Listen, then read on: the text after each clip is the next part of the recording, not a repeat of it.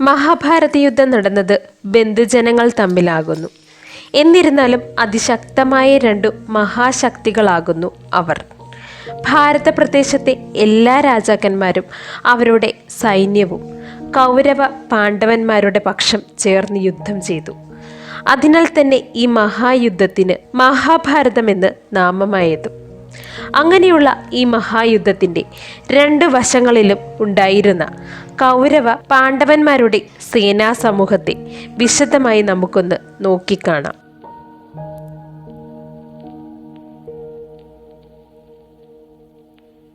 ആദ്യം തന്നെ ഒരു കൂട്ടമാകുമ്പോൾ അതിനെ നിയന്ത്രിക്കുവാൻ ഒരു തലവൻ ഉണ്ടാകുക എന്നത് അത്യന്താപേക്ഷിതം ആകുന്നു. കൂടാതെ ആ കൂട്ടത്തെ നിയന്ത്രിക്കുന്നതും അവയ്ക്ക് വേണ്ട ആജ്ഞ നൽകുന്നതും എല്ലാം ആ തലവനാകുന്നു. അത് പ്രകാരം കൗരവ പാണ്ഡവ പടയുടെ സൈന്യത്തെ നിയന്ത്രിച്ചിരുന്നത് അഥവാ അവർക്ക് ഏത് തരം അക്രമം നടത്തണമെന്ന നിർദ്ദേശം നൽകിയത് അതിനായി നിയോഗിതനാകുന്ന സർവശ്രേഷ്ഠനാകുന്ന ഒരു വ്യക്തി. ആ വ്യക്തിയെ സേനാധിപൻ അഥവാ സേനാനായകൻ എന്ന് പറയുന്നു. പാണ്ഡവരുടെ സേനാനായകനാകുന്നു പാഞ്ചാലിയുടെ സഹോദരനാകുന്ന ദൃഷ്ടദ്യുമ്നൻ. അദ്ദേഹം പാഞ്ചാലത്തിൻ്റെ യുവരാജനും കൂടി ആയിരുന്നു. കൂടാതെ ദൃഷ്ടദ്യുമ്നൻ ഗുരുദ്രോണരുടെ ശിഷ്യൻ കൂടിയാകുന്നു. അടുത്തതായി കൗരവപ്പടയുടെ അഥവാ ഹസ്തിനാപുരത്തിൻ്റെ സർവ്വസൈന്യാധിപൻ ആകുന്നു മഹാഭാരതത്തിലെ ഏറ്റവും ശ്രേഷ്ഠനാകുന്ന യോദ്ധാവ് ഭീഷ്മൻ. അദ്ദേഹം സാക്ഷാൽ പരശുരാമൻ്റെ ശിഷ്യനും കൂടിയാകുന്നു. പല ആയോധന വിദ്യകളിലും നിപുണനായിരുന്നു ഭീഷ്മ പിതാമഹൻ. ഇനിയും അടുത്തതായി പറയുന്നത് ഇരുപക്ഷത്ത് നിലകൊണ്ട ഉപ സൈന്യാധിപന്മാരെയാകുന്നു. അവർ സേനാധിപതിയുടെ അത്രയും അധികാരങ്ങൾ ഇല്ലെങ്കിലും സൈനികർക്ക് അത്യാവശ്യ ഘട്ടങ്ങളിൽ നിർദ്ദേശങ്ങൾ, ആജ്ഞകൾ എന്നിവ നൽകുവാൻ കഴിയുമായിരുന്നു. അത് പ്രകാരം പാണ്ഡവപക്ഷത്ത് നിലകൊണ്ട ഉപസൈനികന്മാരെ നമുക്കൊന്ന് നോക്കിക്കാണാം. അവർ 7 പേരാകുന്നു. മത്സ്യദേശത്തിന്റെ നടേശനാകുന്ന വിരാടൻ, പാഞ്ചാലാധിപതി ദ്രുപദൻ, അദ്ദേഹത്തിന്റെ പുത്രി ശിഖണ്ഡിനിയുടെ മായാവേഷമാകുന്ന ശിഖണ്ഡി, പിന്നെ ഇന്ദ്രപ്രസ്ഥത്തിന്റെ യുവരാജാവും രണ്ടാം പാണ്ഡവനുമാകുന്ന ഭീമൻ, വൃഷ്ണികുല പുരുഷനാകുന്ന സാത്വകി, കൂടാതെ പാണ്ഡവരിലെ ഇരട്ടകളാകുന്ന നകുലനും സഹദേവനും. ഇനി കൗരവരുടെ ഉപസൈനികരെ നമുക്കൊന്ന് നോക്കിക്കാണാം. അവർ 11 പേരായിരുന്നു. അതിലൊന്നാമൻ ഗുരുദ്രോണരും അദ്ദേഹത്തിൻ്റെ പുത്രൻ അശ്വത്ഥാമാവും, ഹസ്തിനാപുരത്തിൻ്റെ ഗുരുമുഖ്യൻ കൃപാചാര്യരും, മാദ്രാധിപതി ശല്യരും, തൃകർത്തയും നാരായണീ സേനയുടെ സേനാനായകനാകുന്ന കൃതവർമ്മനും, നരകാസുരപുത്രനാകുന്ന ഭഗദത്തനും, ദുശലയുടെ പതിയാകുന്ന സിന്ധുരാജൻ ജയേന്ദ്രദനും, ബാൽഹികന്റെ ചെറുമകനായ സോമദത്തനും, കൂടാതെ രണ്ടാം കൗരവനാകുന്ന ദുശാസനനും. ഇത്രയും പേരും ആയിരുന്നു.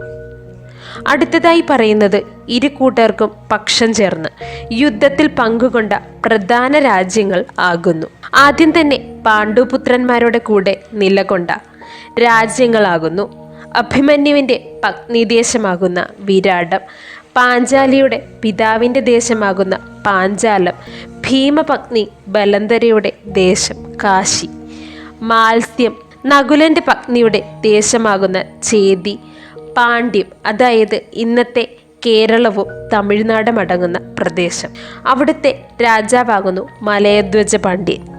കൂടാതെ മഗന്ധ, വിദർഭ എന്നീ രാജ്യങ്ങളും പാണ്ഡവപക്ഷം ചേർന്നപ്പോൾ കർണന്റെ അംഗദേശവും ഹസ്തിനാപുരത്തിൻ്റെ ഏക ജാമാതാവ് ജയേന്ദ്രദൻ്റെ സിന്ധുദേശവും, കൂടാതെ അവന്തിയും മഹിഷ്മതിയും, ശകുനിയുടെ ഗാന്ധാരവും ശല്യരുടെ മാദ്രവും, കാംബോജവും കലിംഗവും പ്രാഗ്ജ്യോതിഷവും ഹസ്തിനാപുരത്തിന് പക്ഷം ചേർന്നു. ഇരു കൂട്ടർക്കും ഒരുപോലെ തന്നെ പക്ഷം നിന്ന രാജ്യങ്ങളാകുന്നു മധുരയും ദ്വാരകയും.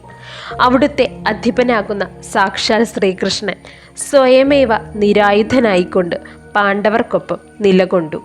ഇനിയും പാണ്ഡവ കൗരവന്മാരുടെ സൈന്യബലവും കൂടി നമുക്കൊന്ന് പരിശോധിക്കാം.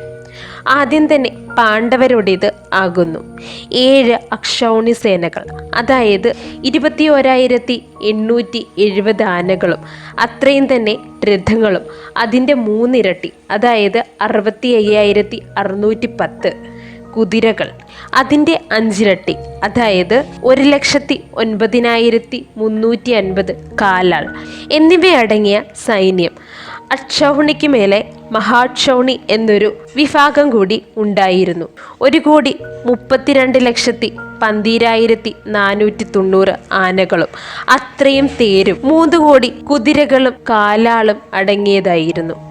കൂടാതെ 1,53,090 ആനകളും അത്രയും തന്നെ രഥങ്ങളും 4,59,270 കുതിരകളും 7,65,450 കാലാൾ പടകളും എന്നിവയാകുന്നു പാണ്ഡവരുടെ സൈന്യബലം. അടുത്തതായി കൗരവർക്കുണ്ടായിരുന്ന സൈന്യബലം നമുക്കൊന്ന് നോക്കാം.